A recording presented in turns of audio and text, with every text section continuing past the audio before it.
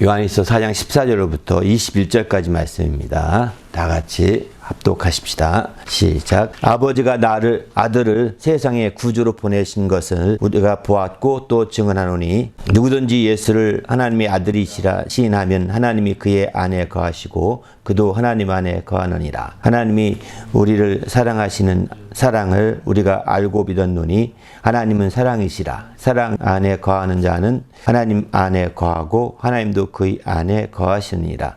이로써 사랑이 우리에게 온전히 이루어진 것은 우리로 심판 날에 담대함을 가지게 하려 함이니 주께서 그러하신 것 같이 우리도 이 세상에서 그러하니라. 사랑 안에서 두려움이 없고 온전한 사랑이 두려움을 내어 쫓나니 두려움에는 형벌이 있습니다. 두려워하는 자는 사랑 안에서 온전히 이루지 못하느니라. 우리가 사랑함은 그가 먼저 우리를 사랑하였습니다. 누구든지 하나님을 사랑하노라 하고 그 형제를 미워하면 이는 거짓말하는 자니 보는 바 그 형제를 사랑하지 아니하는 자는 보지 못하는 바 하나님을 사랑할 수 없느니라. 우리가 이 계명을 주께 받았나니 하나님을 사랑하는 자는 또한 형제를 사랑할지니라. 아멘. 오늘은 8번째 시간으로 사랑을 먼저 받았기 때문에 나누어 줘야 한다. 이런 제목의 말씀을 나누고자 합니다. 우리 그리스도인들은 이제 사랑이 하나님께 속한 것임을 알아야 합니다.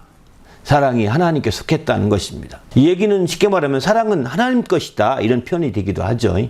사랑에 대한 모든 것들이 다 하나님께 주권이 있다는 것입니다.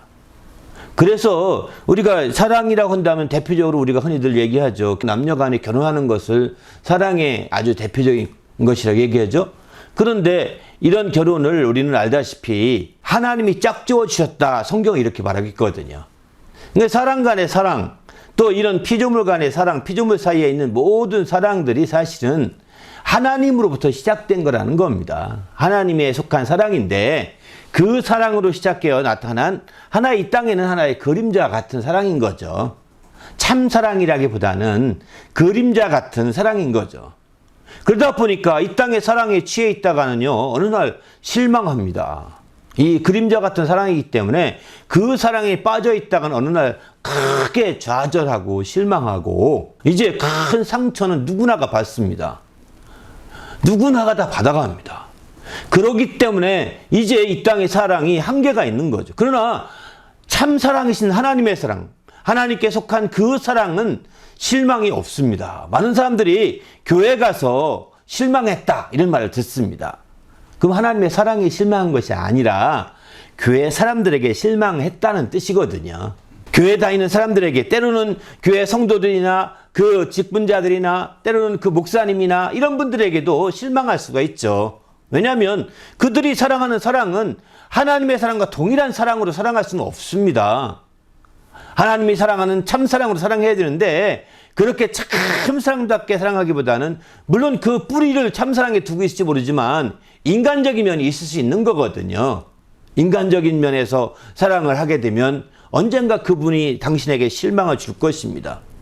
당신이 그 사람이 사랑해서 열심히 사랑했는데 실망을 했다면 아마 틀림없이 그 사람은 바로 인간적인 사랑을 당신에게 부었을 것입니다.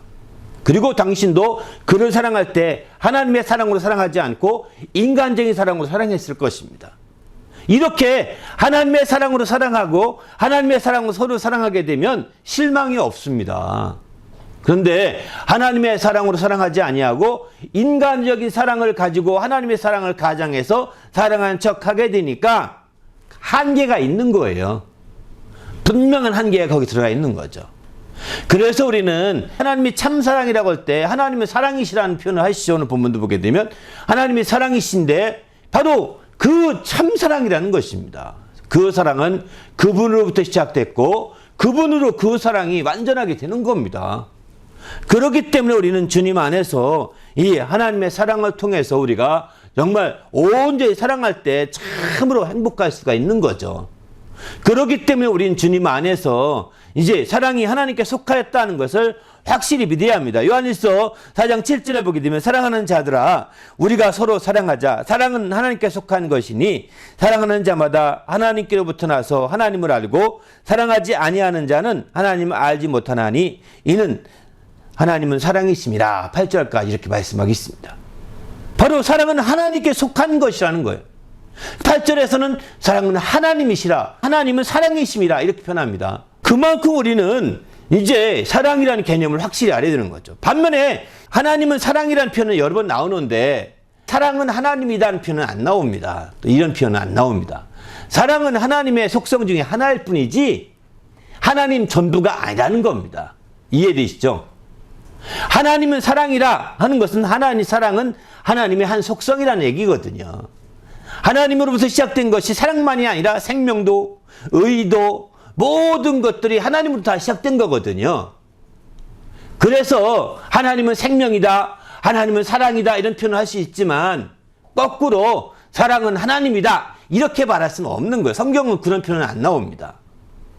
그래서 우리는 하나님으로부터 시작된 사랑, 하나님께 속한 사랑, 하나님의 것인 그 사랑을 바탕으로 우리가 나갈 때 이게 참된 신앙이 되는 것이죠. 이런 신앙을 우리가 이제 참된 기독교의 신앙이라고 표현할 수 있습니다. 하나님으로부터 시작된 그 사랑을 가지고 서로 사랑할 때 실망하지 않습니다. 좌절하지 않습니다. 하나님으로부터 시작된 사랑을 우리가 받고 그 사랑으로 사랑할 때 우리는 행복해질 수 있습니다. 그런데 하나님으로부터 시작된 그 사랑을 우리가 받아들이지 않고 또 그 사랑으로 사랑할 수 있을까요? 이건 불가능합니다. 하나님으로 말미암은 사랑을 우리가 알지 못하면 우리가 그런 참사랑을 하기 어렵고 인간적인 사랑으로 끝날 수밖에 없는 거죠. 그러면 하나님으로부터 시작된 사랑은 어떻게 나타날까요? 요한일서 4장 9절에 이런 말씀합니다. 하나님의 사랑이 이렇게 우리가 나타난 바 되었는데 하나님이 자기의 적생자를 세상에 보내셨다는 것입니다. 그로 말미암아 우리를 살리려 하심이었다라고 이렇게 말씀하고 있습니다. 10절도 사랑은 여기 있으니 우리가 하나님을 사랑하는 것이 아니요 하나님이 우리를 사랑하사 우리 죄를 속하기 위하여 화목제물로 그 아들을 보내셨습니다. 이렇게 말씀하고 있습니다. 바로 이처럼 하나님이 우리를 사랑하셔서 참사랑이 하나님으로 시작된 사랑이신데 그 사랑을 아들을 통해서 세상에 공개하셨다는 거죠. 자기의 독생자를 통해서 세상에 나타내 주신 거죠. 하나님의 독생자가 없었다면, 하나님의 아들이 이 땅에 오지 않았더라면 우리는 이제 하나님의 사랑을 어떻게 느낄 수가 없습니다. 그러니까 우리가 하나님의 모양으로 지음 받았는지라 하나님의 사랑의 모양은 가지고 태어났거든요. 태어날 때부터. 믿지 않더라도. 그러니까 그 모양만 있는 사랑 가지고 사랑하는 겁니다. 그러니까 그 모양만 가지고 사랑하니까 그림자 같은 사랑인 거죠. 참사랑이라기보다는. 그러다 보니까 그것으로 사랑하다가 실망하고 또 좌절하고 때로는 그 사랑 때문에 죽이기도 하고 살리기도 하고 난리 나지 않습니까? 이렇게 복잡해지는 거예요. 참사랑을 알게 되면 그렇게 되지 않습니다. 참으로 행복해질 수 있는 거죠. 우리도 참된 하나님의 사랑을 통하여 행복해지는 성도가 되시길 바랍니다. 할렐루야. 여기 4장 9절 표현이 재밌는 표현인데요. 바로 하나님이 사랑을 나타내 주시는데 아들을 통해 나타내 주셨다고 했어요. 근데 그 사랑을 나타내 주실 때에 목적이 있습니다. 그건 무엇일까요? 살리려는 데 목적이 있다는 것입니다. 살리고자 하려 하심이라고 이렇게 표현하죠. 사랑은, 참된 사랑은 살리는 데 목적을 두고 있습니다. 참된 사랑은 살리는 데 목적이 있지 죽이는 것 결코 아닙니다. 여러분, 어떤 이 땅에 있는 사랑이 왜 헛되다, 그림자 같다 말씀드리냐면 이 땅에 있는 사랑은요, 좀 더 사랑하다가 좀 실망하게 되면 죽이려고 하잖아요. 쫙 잘라버리고 막 이렇게 죽이려고 하잖아요. 그죠? 아니, 자기만 딱 자르면 되나? 상대방도 아프고 자기도 아프고 다 이렇게 했죠. 그죠? 상대방을 아프게 한다는 건 죽이려는 거 똑같거든요. 그러니까 우리가 아프게 하는 사랑은요, 사랑이 아닙니다. 살리는 게 사랑인 거죠. 그렇지 않습니까? 살리려고자 하는 사랑인 거죠. 살리려고 하는 사랑을 참된 사랑이라고 이렇게 표현하게 되는 거죠. 그렇기 때문에 우리는 주님 안에서 우리가 과연 내가 사랑하고 있는 거 아닌가 보십시오. 내가 조금이라도 불순한 마음 가운데 이렇게 살리는 데 초점이 안 맞춰 있다면 아, 내 사랑은 아니구나. 그래서 어떤 사람들은 세상의 표현은 이런 사랑의 표현을 이런 표현도 합니다. 내가 사랑하기 때문에 너와 헤어진다. 사랑하기 때문에 죽이는 쪽으로 가거든요. 불가능합니다. 이건 참사랑이 아닙니다. 자기만의 이기적인 사랑일 뿐인 겁니다. 성경적인 하나님의 참사랑으로 하는 사랑이 아닙니다. 사랑하기 때문에 헤어져서 아픔 못 치는 게 사랑일까요? 결단코 아니, 살리려는 것이 아니잖아요. 물론 어떤 분들은 이제 너 살리기 위해서 내가 죽죠, 이런 경우도 있죠. 일본에 가니까 한국 청년이 일본에 있는 어떤 시민이 지하철에 떨어졌어요. 그래서 살리려고 막 살려놓고 자기는 죽었어요. 지하철에 치여서. 아주 일본에서는 한국인 청년 때문에 한국에 대한 새로운 마음을 가졌다고 얘기하다 한참 떠들었죠. 옛날 한 오래전 얘기입니다. 이렇게 이제 남을 살리기 위해서 죽는 것은 사랑일 수는 있어요. 그러나 남을 죽이는 사랑은 사랑이 아니라는 겁니다. 내가 살려고 남을 죽이는 사랑은. 오히려 사랑의 목적을 살려내는데 초점을 두고 있는 거죠. 예수님도 우리가 하나님의 사랑을 나타내 주셨을 때 자신이 죽으심으로 남을 살렸지 않습니까? 자신이 희생함으로써 많은 온인을 살려내게 되죠. 이게 바로 하나님의 참된 사랑인 거죠. 그러니까 우리가 참된 사랑은 결국 자기를 희생할지라도 다른 사람을 희생시키려고 하지 않는다는 것입니다. 자기가 오히려 희생되고, 자기가 오히려 어려움을 당하고, 자기가 오히려 힘들고, 자기가 오히려 고난을 당하더라도 바로 다른 사람을 살리고자 하는데 목적을 두고 있는 게 참된 사랑이라고 볼 수가 있는 거죠. 과연 내가 때로는 고난을 당합니다. 때로는 쓰고도 하고 힘도 들고 때로는 어려움도 당하고 또 죽을 지경까지 이르게 되었습니다. 과연 당신은 참된 사랑으로 가는 걸까요? 아니면 생고생하는 걸까요? 참된 사랑이 있을 때 우리는 그러면서도 행복할 수 있습니다. 그렇지 않으면 사랑이 없이 여러분이 고생하고 힘들어지는 건 생고생하는 겁니다. 그렇기 때문에 우리가 참된 사랑을 통해서 정말 나가는 거죠. 예수님이 그래서 화목제물로 자기 아들을 보내셨는데 우리를 살리고자 화목제물로 그를 보내주셨다라고 이렇게 요한일서 4장 10절 그렇게 말씀하고 있는 거죠. 화목제물로 이제 그 아들을 보내셨다고 말씀하고 있습니다. 바로 우리 죄를 속하기 위하여 화목제물로 보내신 것입니다. 우리는 이제 주님 안에서 철저히 하나님의 사랑을 힘입어 사는 주님의 성도가 되시기를 예수님의 이름으로 축원합니다. 할렐루야. 이렇게 하나님께서 자기의 사랑을 나타내 주셨는데 나타내 주실 때 우리는 어떨까요? 우리가 사랑받을 만한 자격이 있을까요? 사랑받을 만한 자격이 없습니다. 바로 우리가 죄인 되었을 때 하나님이 자기 아들 내주셨다고 하셨거든요. 우리가 의로울 때, 우리가 잘하고 있을 때, 우리가 정말 우리의 공로가 많이 쌓여 있을 때, 우리가 착하게 살고 있을 때 내준 것이 아닙니다. 우리가 죄인 되었을 때 자기 아들을 주셨다고 로마서 5장 8절을 이렇게 말하고 있습니다. 아직 우리가 죄인 되었을 때 그리스도께서 우리를 위하여 죽으심으로 하나님께서 우리에 대한 자기의 사랑을 확증해 주셨다고 이렇게 말씀하고 있죠. 그러니까 우리가 죄인 되었을 때예요. 이 얘기는 사랑받을 만한 아무 자격이 없을 때 이런 뜻이라는 겁니다. 사랑받을 만한 아무 조건도 안 됐을 때 그러나 하나님이 그 사랑을 아들을 통해 나타내 주신 것이죠. 그래서 우리가 사랑을 받을 수 있는 자가 된 거죠. 요한 1서 3장 1절 이런 표현도 합니다. 보라 아버지께서 어떠한 사랑을 우리에게 베푸사 하나님의 자녀라 일컬음을 받게 하셨는가 우리가 그러하도다 이렇게 말합니다. 아버지께서 어떠한 사랑을 우리에게 베푸셔서 우리가 하나님의 자녀라고 일컬음 받게 하셨는가 감탄하고 있어요. 그렇게 되었도다라고 감격하고 있는 거예요. 그렇습니다. 정말 이렇게 우리가 죄인 되었을 때 하나님께서 자기의 독생자를 화목제물로 보내주셔서 이제 마침내 우리의 죄를 속하게 하여 그가 죽게 하심으로 말미암아 마침내 자기의 사랑을 확증하셨다는 거예요. 그의 죽음은 하나님이 우리에 대한 사랑을 확실하게 나타내고 증거하는 확증이 되는 것이죠. 이제 지금은 사순절 기간이라고 합니다. 주님이 고난을 기념하는 40일 정도 기념하는 기간입니다. 정말 주님의 고난당하신 그 모든 것들이 다 우리에 대한 사랑을 확증하는 거라는 거예요. 최후에 그분이 죽으시죠. 이렇게 죽으심은 우리에 대한 사랑을 확증하는 아주 절대적인 그 절정의 확증이라고 볼 수 있는 거죠. 그렇기 때문에 이 십자가의 이 십자가에서 그분이 죽으셔서 우리의 죄를 대속하신 이 십자가의 도를 부인하는 것은 구원이 없다는 겁니다. 이 십자가의 도가 우리에게 바로 능력이 된다고 성경은 이렇게 강조하고 있습니다. 바로 그런 측면에서 볼 때 우리가 철저히 우리가 깨어서 주를 바라보고 의지하는 성도가 되어야 되는 거죠. 그래서 오늘 이처럼 우리가 먼저 하나님을 사랑하는 것이 아니라 우리는 사랑할 조건도 죄인이 무슨 사랑할 수 있겠습니까? 죄인은 다 자기 생기기 바쁘잖아요. 자기 살기 바쁜 게 죄인이거든요.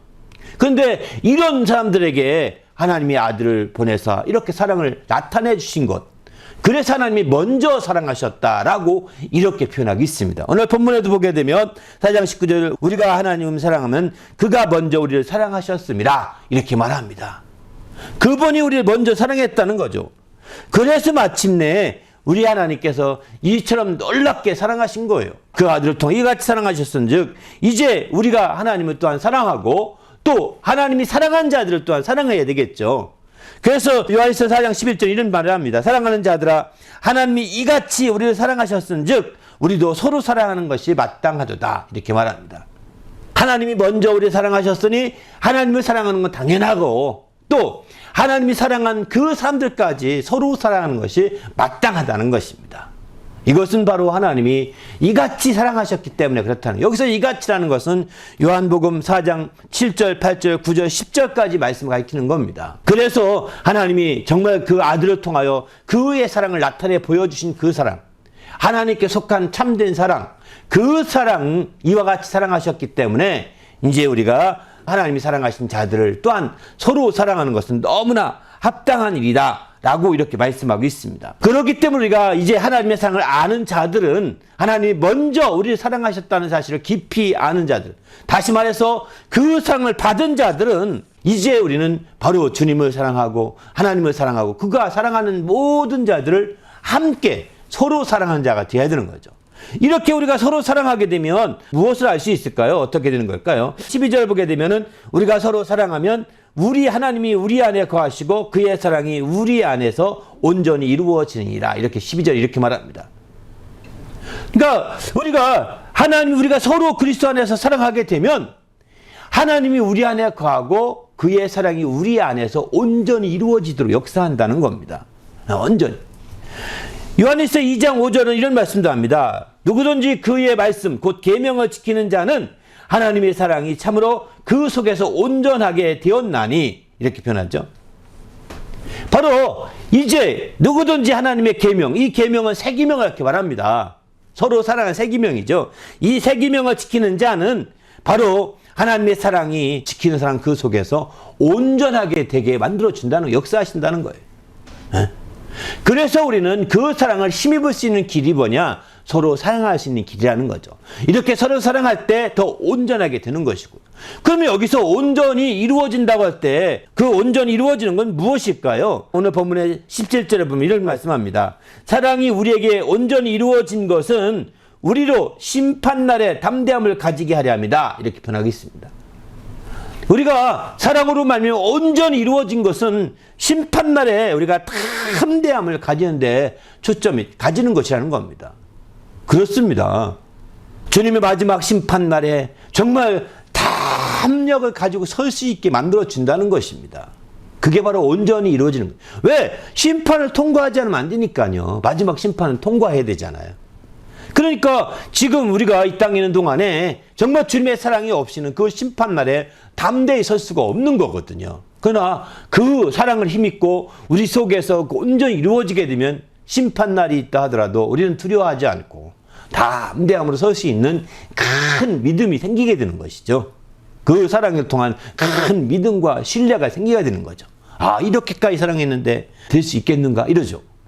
여러분, 신뢰라는 게 굉장히 중요합니다. 이런 다음에 우리가 이렇게 롤러코스터가 타지 않습니까?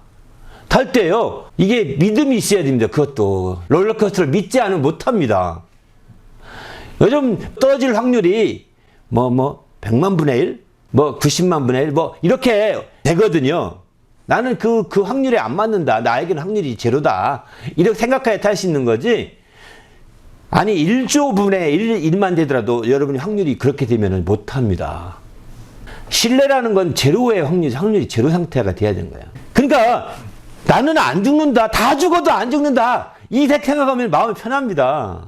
어떤 건 이렇게 그 풍차 돌리기 같은 거 있잖아요. 그죠? 그럼 호주머니에 다 떨어지고 다 난리 나잖아요. 얼마나 두렵겠어요. 거꾸로 떨어질 것 같잖아요. 왜 매인게 터니까. 얼마나 두렵겠어요. 아, 가나보다. 근데 순간이 아니거든요. 두 바퀴째는 마음 놓습니다. 첫 바퀴 그러고요. 두 바퀴부터는 마음 놓는다고. 세 바퀴부터는 더 마음 놓죠. 왜? 안 죽거든요. 죽을 줄 안 떨어지거든요. 이 줄, 어깨줄 튼튼하네. 내가 몸무게 나가서 어떨까 걱정 좀 했는데, 괜찮네. 이렇게 생각한다니까요. 이거, 사랑이, 이 신뢰가 하나님이 사랑하신 사랑을 깊이 알면 이런 믿음이 생기는 거예요. 그래서 순교하기까지 하는 거거든요. 하나님과 우리 사이에 믿음이 없으면, 신뢰함이 없으면 순교 못 합니다. 무엇 믿고 순교합니까? 여러분, 무엇 믿고 순교하겠어요? 저도 지금 학교 졸업한 이후에 계속 이 길로, 외길로만 왔거든요. 이쪽으로만. 뭐 직장에 한 번도 발걸음을 공식적으로 월급 한 번도 받지 못하고 계속 이 길로 왔습니다. 직장에 직자도 잘 모릅니다. 그런데 이 외길로만 왔는데 뭘 신뢰했으면 이렇게 올까요? 하나님을 신뢰하는 거죠. 그의 사랑을 신뢰하는 거예요. 남들은 다 못 믿어도 저는 이 길로 가기로 원해요. 또 우리 두 아들 할 수만 있다면 전 이 길로 가기를 원해서 그렇게 하라고 자꾸 권하는데 자꾸 삐져나가려고 해요. 어쨌든 그래 좋아요 뭐. 그래도 뭐 신뢰할지 모르지만 저는 신뢰하거든요. 그러니까 이 길은 난 행복한 길이다. 이거야말로 남들이 안 믿고 신뢰하지 않더라도 나는 행복하고 우리가 행복해질 수 있다. 그러니까 내가 롤러코스터 맨 꼭대 탄 것 같을지라도 그 절대적으로 아니 나는 안 죽는다라는 믿음과 같이 하나님에 대한 신뢰가 너무 확고하기 때문에 이렇게 살아가는 거죠. 그렇습니다. 바로 심판날에 담대한 것은 하나님의 사랑을 통하여 큰 신뢰가 생기기 때문인 거죠. 믿음이 생기기 때문입니다. 그 사랑이 없다면 믿음과 그 하나님에 대한 신뢰가 생기지 않습니다. 그러면 하나님 말씀대로 움직이기가 어렵거든요. 그렇지 않습니까? 하나님 말씀대로 먼저 움직이고 그 말씀대로 먼저 살고 그 말씀대로 먼저 내가 실천해야 되는데 그렇게 하기가 어렵거든요. 네, 그를 믿고 신뢰할 때만이 그게 행복할 수 있는 길이거든요. 그런데 믿지 않으면 신뢰하지 않으면 그건 행복하지 않습니다. 짐이 되고 부담스럽고 어렵고 이렇죠. 우리는 하나님의 이와 같은 사랑을 확실히 먼저 받은 자예요. 내가 시인 안 해도 받은 자예요. 단지 내가 못 누릴 뿐인 겁니다. 여러분 태어나서 지금 성장해서 부모님의 사랑을 못 느낀다 하더라도 이미 받고 성장한 거거든요. 그렇지 않습니까? 당신이 그 성장하는 과정에 못 느꼈다는 것 뿐이죠. 여러 가지 여건상 느끼지 못한 것이죠. 그래도 당신은 그 사랑을 받았기 때문에 이 땅에 태어날 수 있었고 이 땅에 설 수 있었던 겁니다. 내가 못 느낀 것은 그러면 사랑이 없다고 부정할 수 있을까요? 못 느낄 뿐이지 부정할 수는 없는 겁니다. 그 사랑이 못 느끼도록 가리워진 그 무엇이 있었을 것입니다. 그러나 그런 방해물 때문에 못 느꼈을 뿐이지 실제는 당신은 사랑받고 성장하고 있는 거거든요. 하나님의 사랑은 더 말할 것이 없는 거죠. 이 땅의 부모님의 사랑은 이 거리가 떨어져 있고 시간이 떨어져 있고 이렇게 되면 못 느끼게 될 가능성도 많이 있겠죠. 조금은 분명할 겁니다. 하지만 하나님의 사랑은 거리나 시간의 개념과 상관없거든요. 왜? 그분은 무소부지하신 분이신지라 그분의 사랑은 어디서든지 언제든지 받을 수 있고 또 누릴 수 있고 힘입을 수 있거든요. 당신이 그분을 신뢰한다면. 당신이 정말 그 사랑을 받아들이고 그 사랑 앞에 온전히 믿음을 키워낸다면 능히 가능한 일인 거죠. 우리도 이런 사랑으로 새롭게 중심을 다지는 그런 성도가 되시기를 예수의 이름으로 부탁을 드립니다. 그러면 왜 하나님이 사랑을 통하여 이와 같이 심판 앞에서 우리가 담대함을 얻을 수 있을까요? 성경은 이렇게 말합니다. 요한일서 4장 18절 보게 되면 사랑 안엔 두려움이 없고 온전한 사랑이 두려움을 내어 쫓나니 두려움에는 형벌이 있습니다. 두려워하는 자는 사랑 안에 온전히 이루지 못하였느니라. 이렇게 표현하죠. 바로 이 사랑이 온전히 이루어져서 심판날에 담대함을 가지게 하는 것은 심판날에 두려움이 있는데 그 두려움을 내어 쫓는 것이 뭐냐? 내가 받고 있는 사랑이라는 겁니다. 하나님이 먼저 나를 사랑해 주셨던 그 사랑, 내가 먼저 받았던 그 사랑이 있기 때문에 그 두려움을 내어 쫓는다는 거. 온전한 사랑이 두려움을 내어 쫓는 거죠. 바로 내어 쫓고 이 두려워하는 자는 그럼에도 불구하고 두려워하는 자는 하나님의 사랑을 제대로 받지 못한 자다라고 이렇게 말하고 있는 거죠. 우리는 이 두려움을 내어 쫓는 온전한 사랑을 누리는 성도가 되시길 바랍니다. 할렐루야. 그래서 우리가 심판날에 담대함을 가지고 하나님의 정말 앞에 서고 그래서 마침내 하나님과 함께 행복한 그런 성도가 돼야 되지 않겠습니까? 우리 모두도 이런 행복한 성도가 되시기를 예수님의 이름으로 부탁을 드립니다. 할렐루야. 그래서 이렇게 하나님의 정말 사랑을 통해서 두려움을 내어 쫓게 되고 그리고 그분의 사랑 안에 거하게 되는데 이렇게 되게 되면 이제 4장 16절 이렇게 표현합니다. 바로 사랑 안에 거하는 자는 하나님 안에 거하고 하나님도 그의 안에 거하느니라 이렇게 말합니다. 사랑 안에 거하는 자, 두려움을 내어 쫓고 심판 앞에서도 두렵지 않게 사랑 안에 거하게 되면 바로 이제 하나님이 우리 안에 거하고 또 우리도 하나님 안에 거한다는 거예요. 하나님 안에 거하고 하나님도 그의 안에 거하시느니라 이렇게 표현하죠. 사랑 안에 거하는 것이 곧 하나님 안에 거하는 것이고 또 뿐만 아니라 하나님이 또 그의 안에 거한다 이렇게 표현하고 있습니다. 이것을 알게 이게 그냥 하나의 관념이 아닙니다. 알게 하시려고 요한일서 4장 13절에 보게 되면 성령을 우리에게 보내주셨다고 하고 있습니다. 그의 성령을 우리에게 주심으로 우리가 그의 안에 거하고 그가 우리 안에 거하시는 줄을 아느니라 이렇게 말하죠. 성령까지 보내주셔서 이걸 확실하게 체험하게 해주신 거죠. 그래서 마침내 이 사랑을 받을 수 있도록 이 상을 누릴 수 있도록 해주신 거예요. 오늘날 우리가 어떤 사람들은 간혹 성령까지 체험을 했습니다. 그럼에도 불구하고 이런 사랑을 부정을 합니다. 참 안타깝죠. 성령까지 체험을 했음에도 불구하고 이런 사랑을 부정하는 거예요. 그 사람은 마치 부모님의 사랑 가운데 태어나긴 했는데 태어나자마자 그냥 야생으로 키워진 것 같아요. 그러니까 뭐 마치 늑대가 자기 엄마인 것처럼 사는 거죠. 그러니까 이처럼 정말 상상하지 못할 일이 벌어지는 이유는 그겁니다. 아니 성령으로 말미암아 성령을 주셨다는 것은 이미 그 안에 거하고 있다는 증거거든요. 하나님이 사랑을 힘입었다는 증거가 되는 거거든요. 그런데도 불구하고 한번 그냥 은사를 맛보는 것도 끝나버립니다. 맛보는 것도 끝나버리고 이제 더 신뢰해야 되는데 신뢰하지 않아요. 안타깝죠. 우리는 이제 주님 안에서 이렇게 사랑 안에 거해서 하나님 안에 거하고 하나님이 우리 안에 거하시는 것을 누리시길 바랍니다. 할렐루야. 바로 이것을 더 확인시켜 주시려고 요한 1서에서는 성령까지 보내주셨다라고 이렇게까지 표현하고 있습니다. 우리도 주님 안에서 정말 주의 사랑을 힘입어 나가는 성도가 되시기를 예수님의 이름으로 부탁을 드립니다. 할렐루야. 그래서 하나님의 사랑이 우리 안에 거하여서 그분을 사랑하는 자는 정말 어떻게 그럼 그것이 더 선순환되어 발전되어 나갈까요? 요한일서 4장 20절 본문에 보면 이렇게 말하죠. 누구든지 하나님을 사랑을 하고 그 형제를 미워하면 이는 거짓말하는 자니 보는 바 형제를 사랑하지 아니하는 자는 보지 못한 바 하나님을 사랑할 수 없느니라 라고 20절에 이렇게 말씀하죠. 하나님을 사랑하고 하나님의 사랑을 확실히 누리고 그 사랑을 힘입는 자는 형제를 사랑하는 쪽으로 선순환이 되게 돼 있다는 것입니다. 이런 쪽으로 발전되어 가는 것이죠. 하나님을 사랑하고 하나님을 사랑하면 사랑할수록 더 산꼭대기로 올라가고 하나님을 사랑하면 사랑할수록 더 하늘 가까이 올라가고 하나님을 사랑하면 사랑할수록 더 사막에서도 아무도 없는데 오직 하나님과 1대1로 만나는 곳으로 가는 것이 결코 아닙니다. 오늘날 어떤 사람들은 믿음이 좋다는 사람들이 수도원에 들어가서 그냥 하나님과 교제하며 살래요 들어갑니다. 이거는 아닙니다. 정상적인 신앙생활이 아닙니다. 죽을 날이 가까워서 아무것도 하지 못하니까 할 수 없이 그냥 조용한 곳에 살면서 그저 왜 내가 전도할 힘도 없고 하니까 살면서 그냥 기도를 끝나려고 삶을 마감하려는 사람과 똑같은 거죠. 젊은 사람들이 혈기가 있는 사람들이 그렇게 하는 것은요 비성경적인 활동이에요. 우리는 사람들 많은 곳에 살아야 합니다. 그리고 거기서 하나님의 사랑, 내가 하나님을 사랑하노라 하면 형제를 사랑하는 쪽으로 사랑이 이렇게 쭉 발전돼 가고 선순환이 되어 가야 되는 거죠. 이렇게 될 때 하나님의 뜻을 이루고 하나님의 영광을 드러낼 수가 있는 거죠. 아니 젊은 사람이 믿음 좋지 않은 젊은 사람이 수도원에 들어가서 앉아있고 뭐 하자는 겁니까? 옛날 중세시대 다 그렇게 살았잖아요. 중세시대는 이제 기독교가 어떤 국교같이 돼버리다 보니까 더 그랬던 것 같아요. 왜? 궁여지책이죠. 그래서 국교가 돼서 안 된다는 겁니다.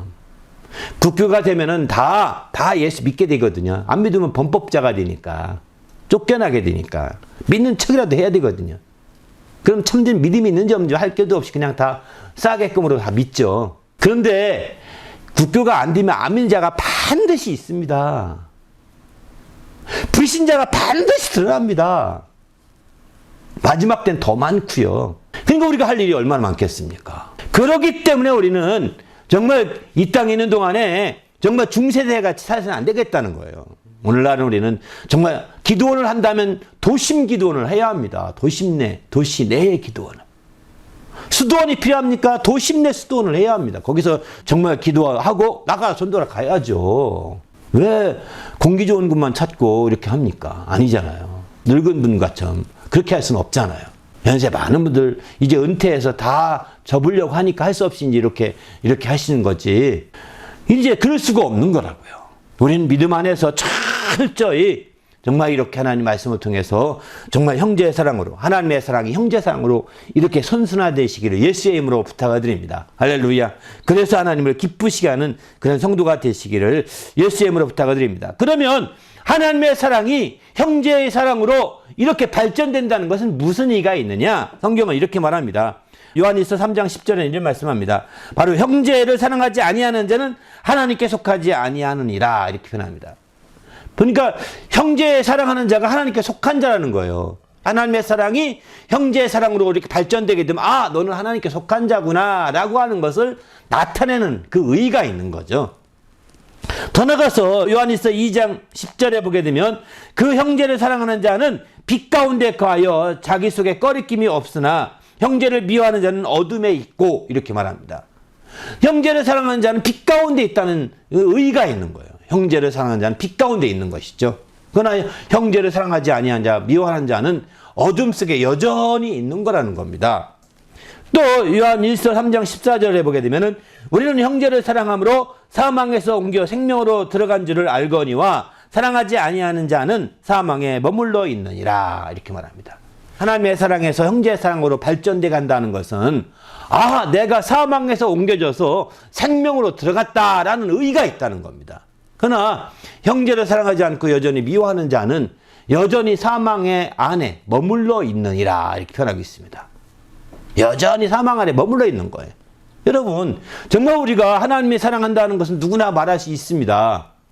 그런데 그 보지 못한 바 하나님이기 때문에 뭐 하나님 사랑한다고 얼마든지 말할 수 있어요. 그러나 그 사랑이 형제 사랑으로 발전돼 가야 된다는 거예요. 이게 선순환이 되지 않으면 우리는 여전히 사망 가운데 처할 수 있는 거예요. 여전히 어둠 가운데 있을 수 있고, 여전히 하나님 밖에 있을 수 있는 거예요. 하나님 속에 있지 않고요. 그런 사람들 때문에 교회에, 그런 사람들 때문에 욕을 먹고 교회가 개독교라고 말해 듣는 겁니다. 우리는 하나님의 사랑을 힘입어서 형제 사랑으로 펼쳐져 나가십시다. 할렐루야. 그렇게 해서 내가 하나님 밖에 있는 것이 아니라 하나님 속에 있는 것으로 아주 분명히 나타내시고, 내가 어둠에 머물러 있는 것이 아니라 빛 가운데 있는 것을 나타내시고, 내가 사망 속에 머물러 있는 것이 아니라 사망에서 옮겨져서 생명 가운데 있는 것임을 확실하게 아는 그런 성도가 되시길 바랍니다. 할렐루야. 바로 그것이 오늘 이제 우리가 이런 사랑을 받았기 때문에 정말 이렇게 사랑할 수 있는 것, 이런 형제 사랑하게 되기 때문에 나누어 주게 되는 거거든요. 나누어 준다는 표현은 처음 쓰는데 정말 형제 사랑에 나누어 줌이라는 것이 다 들어있는 것. 우리 모두도 이렇게 형제 사랑을 통해 나눔으로 말미암아 정말 내가 이제 빛 가운데 있는 자요, 내가 주의 생명 가운데 있는 자요, 내가 주님께 속해 있는 자라는 것을 우리가 온전히 정말 누리고 힘입어 행복해지는 성도가 되시길 바랍니다. 함께 기도할 때 하나님, 내가 철저히 이렇게 주의 사랑을 먼저 받았으니 나누어 줌으로 말미암아 형제의 사랑을 실천함으로 말미암아 이제 내가 철저히 정말 주님 밖에 있지 않은 자가 되게 하시고, 또 어둠에 머물러 있는 자가 되지 않고 사망에 여전히 처해 있는 자가 되지 않도록 주여 나를 붙들어 주시고 온전히 인도해 달라고 합심해서 간절히 기도하겠습니다.